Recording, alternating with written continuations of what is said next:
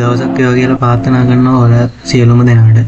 ඉතින් මම අද ඔයාලට කියලා දෙන්න යන්නේ කොහොමද ඔයාලා වීඩියෝ එකක් ඩවුන්ලෝඩ් වෙන්න දාලා තියෙනවනම් එහෙම නැත්නම් වීඩියෝ එකක් එක්ස්පෝර්ට් වෙන්න දාලා තියෙනවනම් ඔයාට කම්පියුටර් එක ෂට් ඩවුන් කරගන්න වීඩියෝ එක ඩවුන්ලෝඩ් වෙනකම් බලන් ඉන්න සිද්ධ වෙනවා. ඉතින් මේකට සොලියුෂන් එකක් විදිහට අපි මැෂින් එකට එහෙම නැත්නම් ලැප් එකට කමාන්ඩ් එකක් දීලා තිබ්බොත් මේ වෙලාවට කම්පියුටර් එක ඔෆ් වෙන්න කියලා.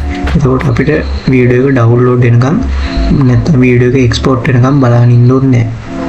ඉතින් දැන් අපි මම දැන් ඔයාලට කියලා දෙන්න යන්නේ කොහොමද ඒක කරන්න කියලා. ඉතින් මුලින්ම ඔයාලා සර්ච් බාර් එකට ගිහින් run කියන තැනට යන්න. ඊට පස්සේ ඔයාලට මේ වගේ එකක් බලා ගන්න පුළුවන්. ඊට පස්සේ මෙතන shut down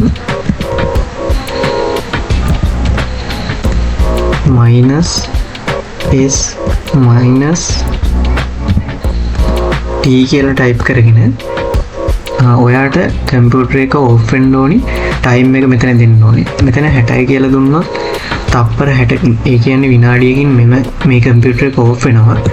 120යි කියලා දුන්නොත් මේ කම්පියුටර් එක තප්පර 120කින් එහෙම නැත්නම් විනාඩි 2කින් ඔෆ් වෙනවා. ඔයාලට මේ කම්පියුටර් එක පැයකින් ඔෆ් වෙන්න ඕන නම් 3600 කියලා දෙන්න ඕනේ. දැන් මට දෙන්න ඕනේ විනාඩි 2කින් ඔෆ් වෙන්න. ඉතින් මම මේකට 120යි කියලා දීලා එන්ටර් කරනවා. ඊට පස්සේ ඔයාලට බලා ගන්න පුළුවන් කම්පියුටර් එක විනාඩි 2කින් ඔෆ් වෙනවා. ඉතින් ඔයාලට මේ වගේ තවත් වටිනා වීඩියෝ බලන්න ඕන නම් මගේ channel එක subscribe කරන්න.